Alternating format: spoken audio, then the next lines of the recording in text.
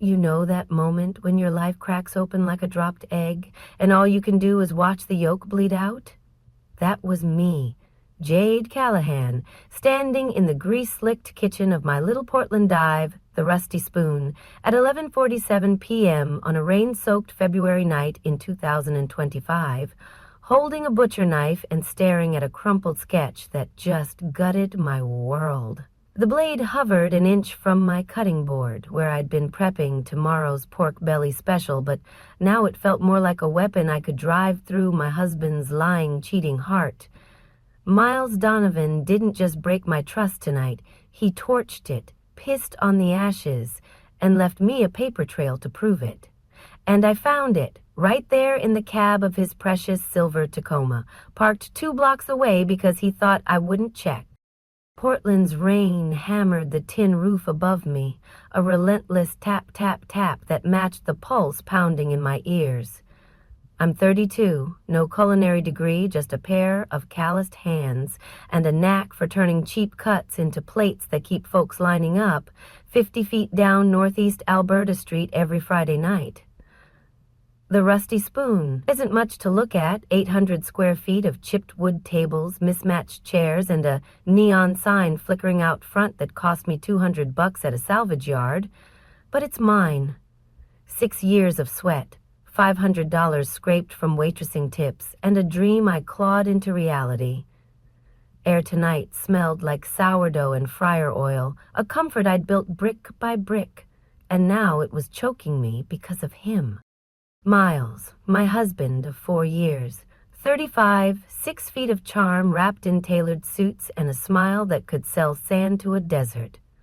He's a real estate broker, the kind who flips million-dollar condos downtown and wears watches that cost more than my rent growing up.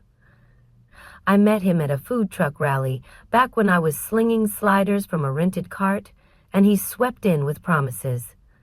"Jay, I'll make you a name. We'll turn this into something big." I believed him. God, I was stupid. 4 years later, he still got that smile, but the promises? They vanished somewhere between his late-night meetings and the 200-mile business trips to Seattle I stopped asking about. I kept cooking, kept believing, because that's what you do when you've already lost enough. Tonight, though, I lost more. It started with a hunch. He'd been twitchy lately, checking his phone like it was a bomb about to blow, and when he said he was grabbing something from the truck after dropping by for a free dinner, I followed. 2 blocks down, under a buzzing street lamp, I popped the passenger door of his Tacoma. That's when I saw it. A sketch, folded and shoved under the seat, like he didn't care enough to hide it well. I unfolded it with shaking hands, rain dripping off my hoodie onto the paper.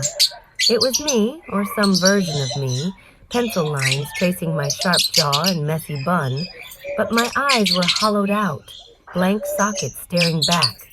Next to it, a pair of stiletto heels I'd never owned, dainty and cruel. My gut twisted. This wasn't just art. This was a confession. I stormed back to the restaurant, the sketch clutched in my fist, and dialed him. He picked up on the 3rd ring, voice smooth as whiskey. "Hey, babe, what's up?" I didn't waste breath. "Who's the artist, Miles? Who's the chick with the heels?" Silence stretched, then a sigh, like I was the one inconveniencing him. "Her name's Lila Hart. We've been seeing each other?" "I didn't mean for you to find out like this." My laugh came out jagged, slicing the air. "You didn't mean for me to find out at all, you bastard." He didn't even fight back, just muttered, "We'll talk tomorrow," and hung up. I stood there, phone buzzing dead in my hand, rain roaring outside, and felt the floor tilt under me. But it got worse. I don't know what possessed me to keep digging, maybe the same dumb instinct that makes you poke a bruise, but I went home to our cramped 900-square-foot apartment 5 miles away and tore through his desk. Under a stack of tax forms, I found it, a notarized document, dated 3 days ago, transferring the Rusty Spoon to Miles Donovan for business restructuring. The signature at the bottom, mine, or close enough to fool a lawyer. forged. My knees buckled, and I hit the hardwood, staring at those papers like they were a loaded gun. He wasn't just screwing some painter named Lila. He was screwing me out of everything I'd built. Every late night, every burned fingertip, every dime I'd poured into that place. I dragged myself back to the restaurant because home didn't feel safe anymore. That's where I was now, knife in hand, the sketch crumpled on the counter next to a half-chopped onion. My chest burned, not just from betrayal, but from the sheer gall of it. He thought I'd roll over, let him take my soul and sell it for parts. I wanted to scream, to smash every plate in this kitchen, but instead, I grabbed my phone again. Tess Neal, my best friend and the ice-cold manager who keeps the rusty spoon from falling apart, answered on the first ring. "Miles is done," I said, voice shaking but hard. "He's cheating, and he's stealing the restaurant." She didn't flinch. That son of a bitch. "I'm there in 20. We're not letting him win."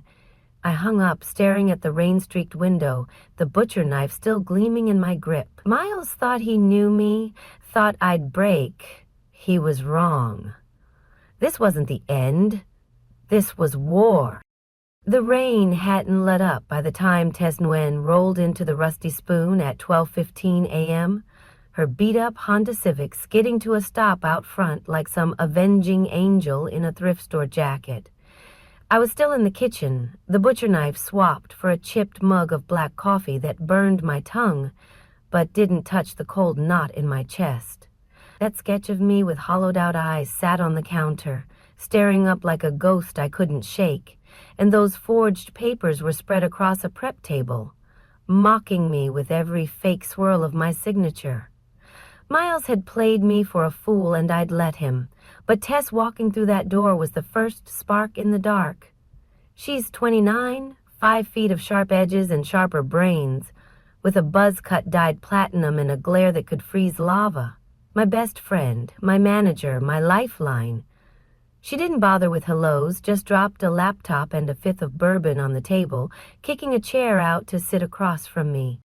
"Show me everything," she said, voice flat but laced with a fury I knew wasn't just for show.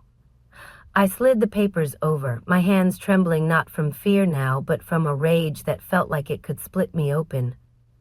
Tess skimmed the forgery, her lips pressing into a thin line, then flipped open her laptop.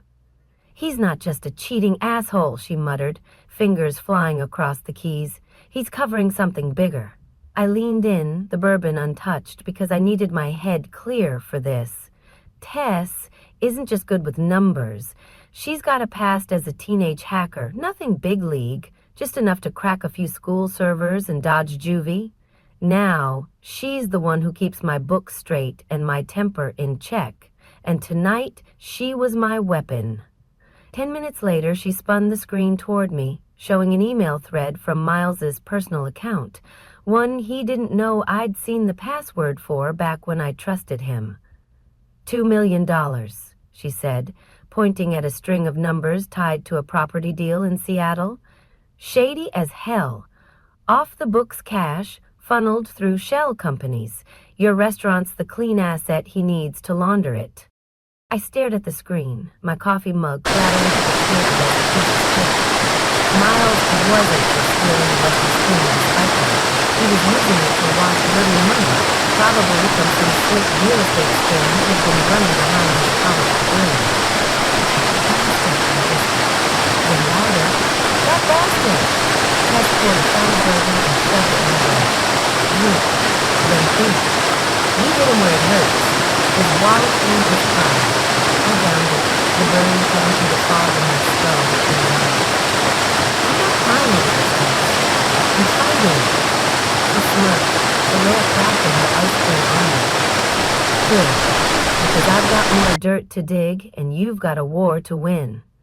She kept typing, promising to pull every string she could by morning, and I felt something shift inside me, a flicker of the jade who'd built this place from nothing. Miles wanted to break me, but he'd forgotten who he married. By 2 a.m., Tess was gone, chasing digital ghosts, and I couldn't stay in that kitchen anymore, surrounded by the smell of my own betrayal. I locked up, the rain soaking my hoodie as I trudged 3 blocks to Ronnie Baxter's beat-up Chevy truck, parked in its usual spot behind a dive bar called the Crow's Nest.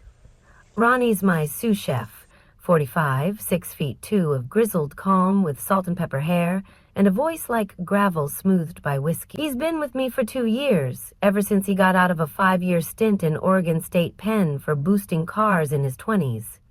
He calls his truck Old Lady, a rusted beast with a bench seat and a busted radio, and it's where we hash out life when the nights get heavy. I banged on the window and he rolled it down, cigarette glowing in the dark. "You look like hell, Jay," he said, motioning me in. I climbed up, the springs creaking under me, and spilled it all. The sketch, Lila, the forgery, and Tess's hunch about the money laundering. He listened, exhaling smoke out the cracked window, then flicked the butt into the wet street. "Guys like Miles don't just trip into shit like this," Ronnie said, his hazel eyes narrowing. "I knew a dude inside who ran with some rough types up in Seattle. Said your husband's name floated around a few years back, tied to a crew moving cash through fake deals. If he's laundering, he's in deep."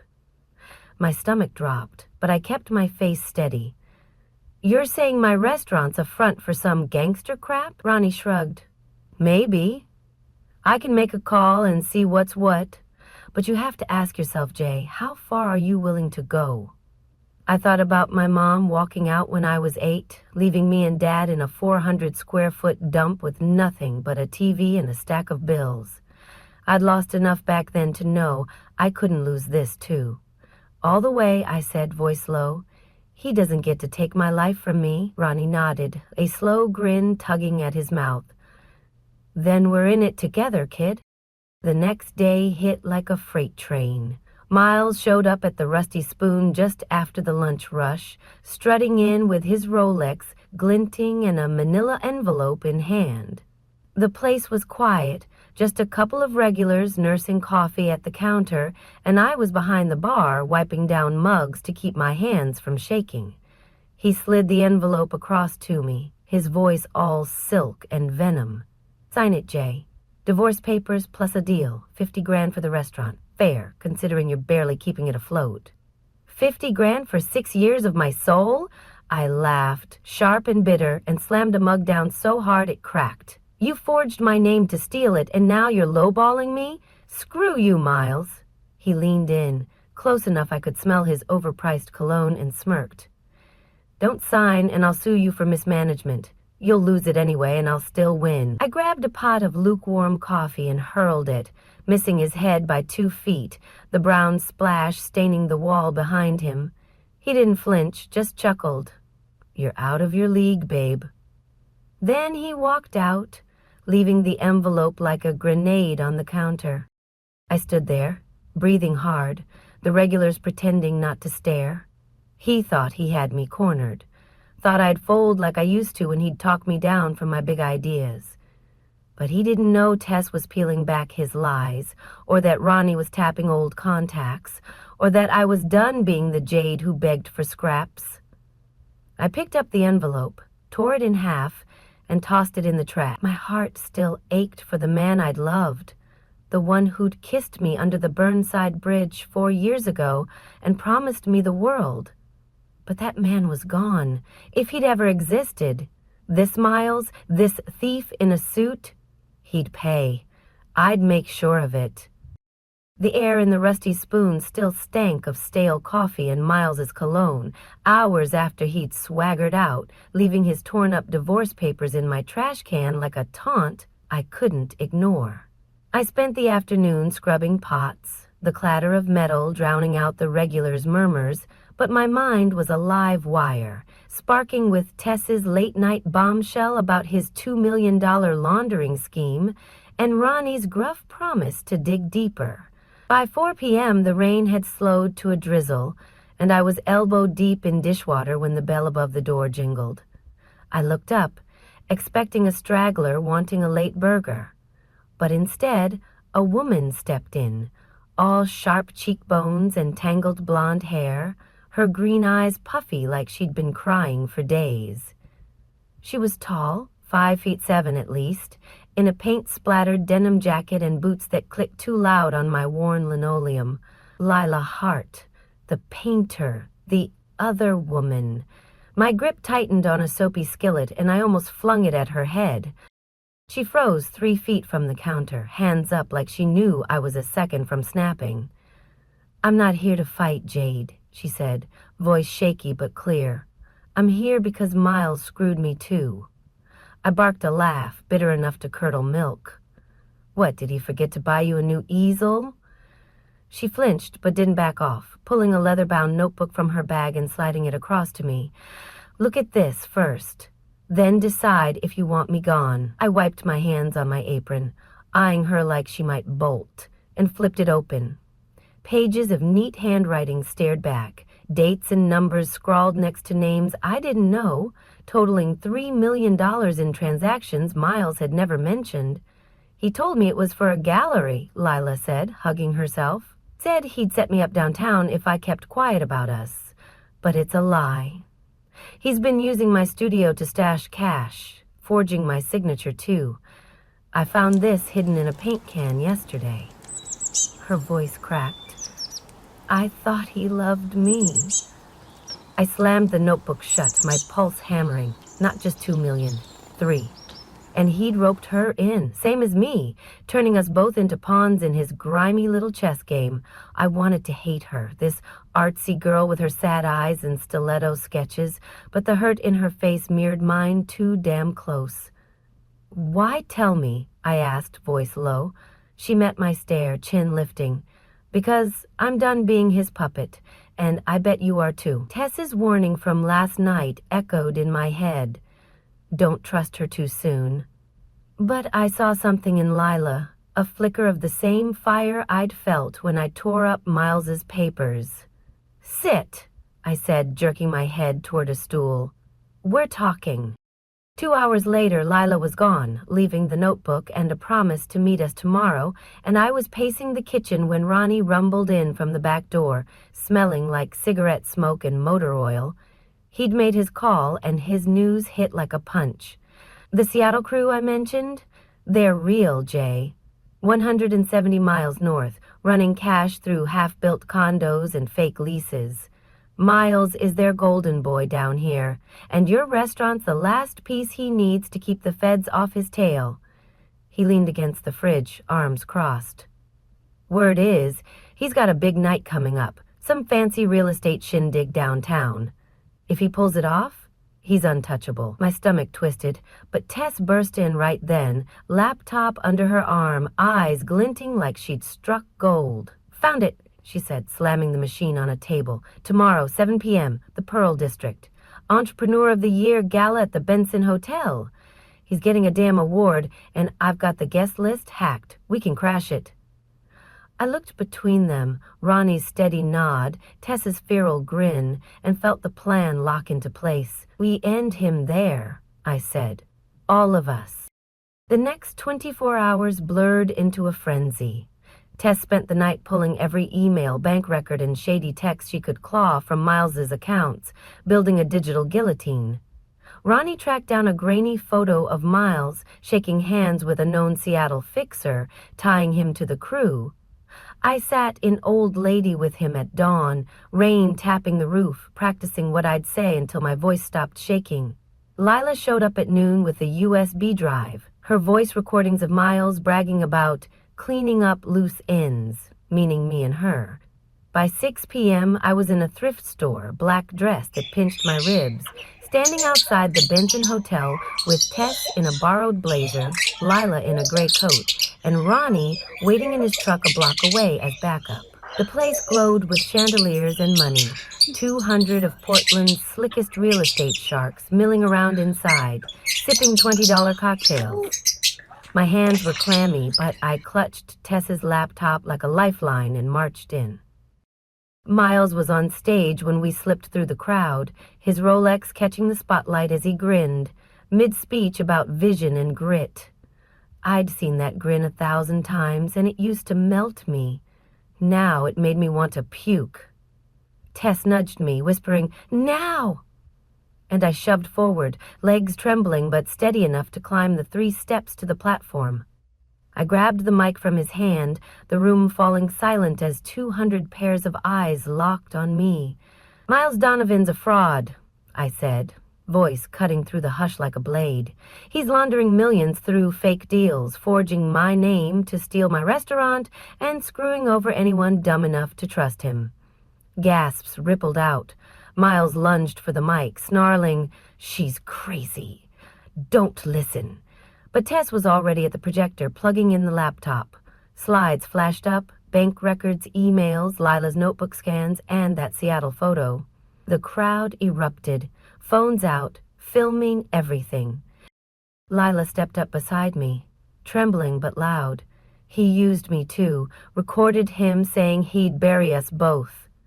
I hit play on the USB, and Miles's voice boomed, cocky and cold. "Jay's a loose end. She signs or she's done." His face went white, the award slipping from his hand to clatter on the stage. He shouted, "You're out of your mind, Jay!" But the back doors banged open, and 4 cops stormed in, badges flashed. I stood there, heart slamming against my ribs, watching them cuff him as he thrashed, spitting curses. The room spun, a chaos of shouts and camera clicks. But I didn't move. I'd done it. We'd done it. Miles was finished, and I was still standing, the mic hot in my hand, the taste of victory bitter and sweet on my tongue. The Benson Hotel's chandelier light still burned behind my eyes as I stumbled out into the Portland night, the rain hitting my face like a slap I didn't mind taking. My thrift store dress clung to me, soaked through, but I barely felt it.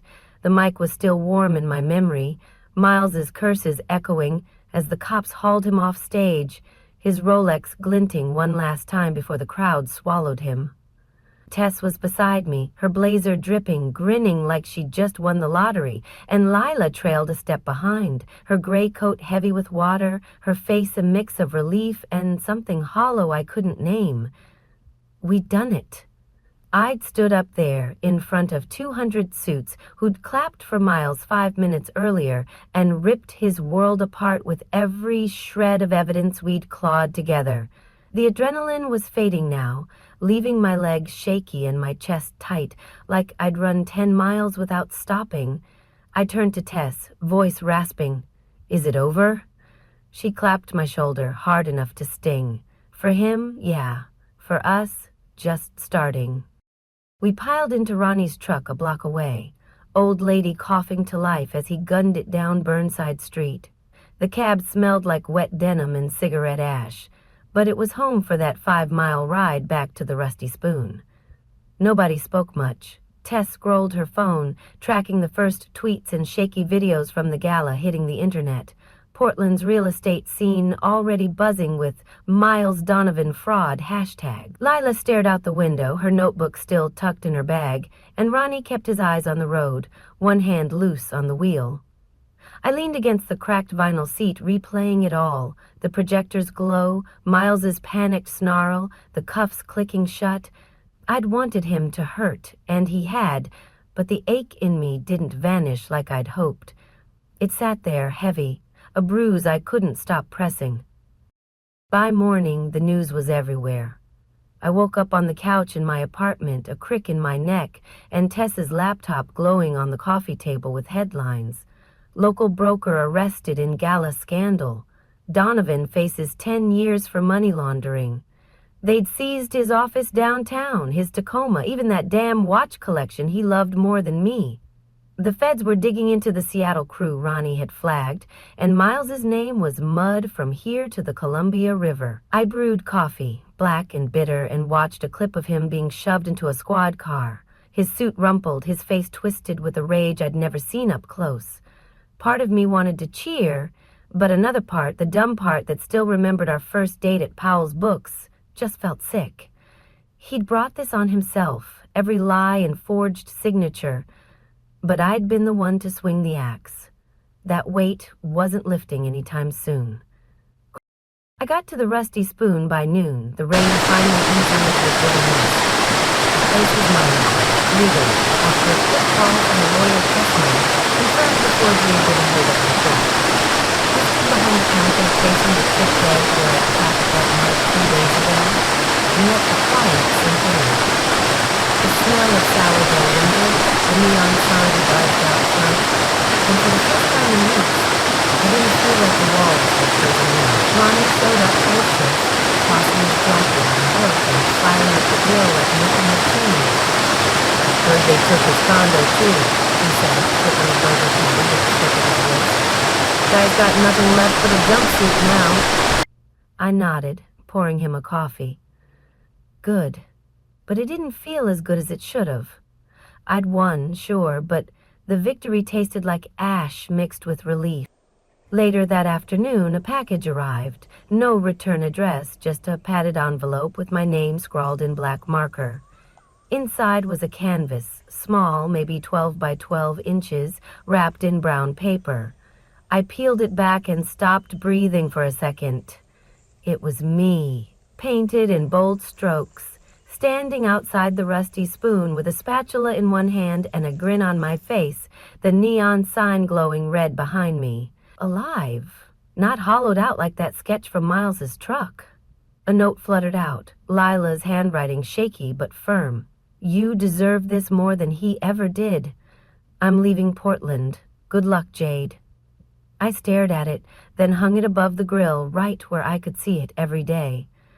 She'd seen me, really seen me, and that hit harder than I expected.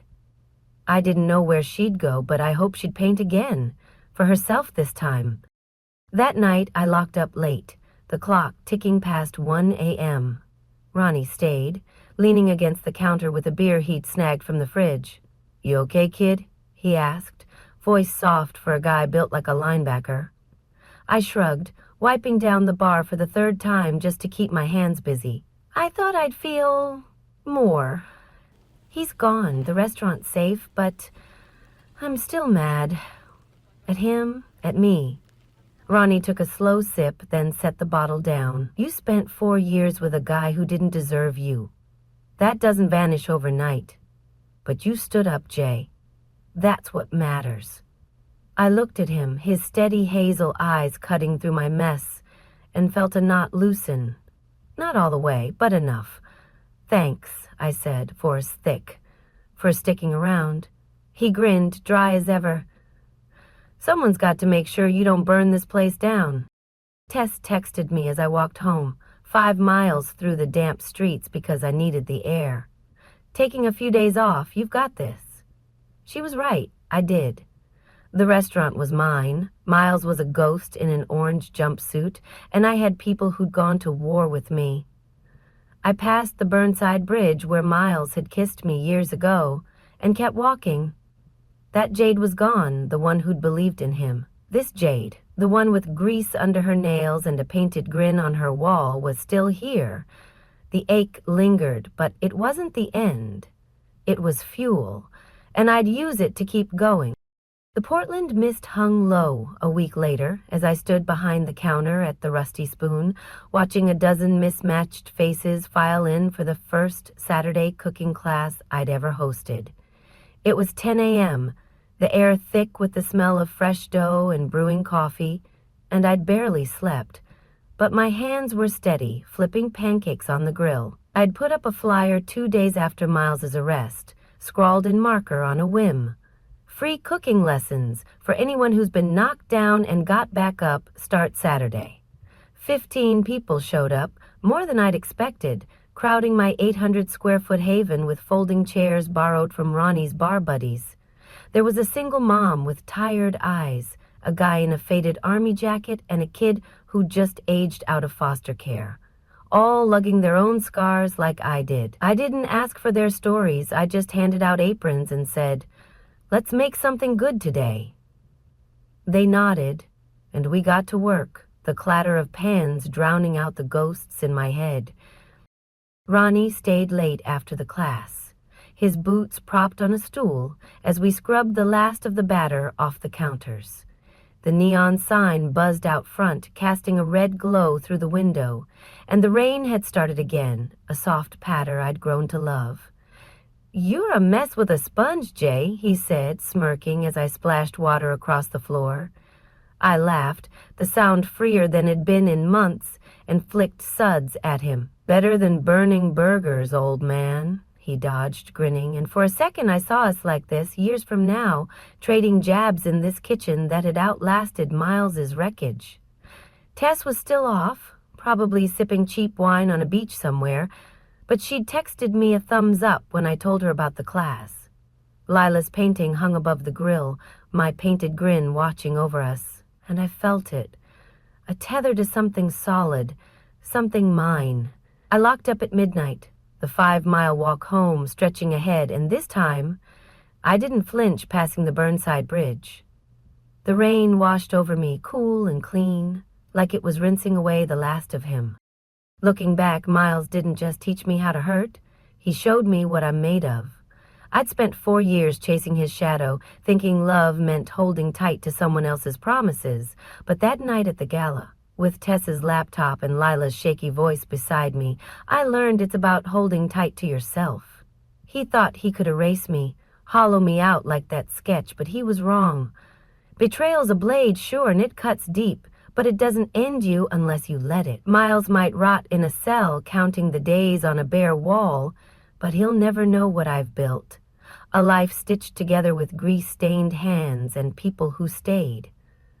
I'm Jade Callahan, 32. No fancy degree, just a dive bar kitchen and a stubborn streak a mile wide. He lost because he bet on my weakness. I won because I found my strength. And as the rain fell, I smiled, knowing I'd chosen the light he'd never see.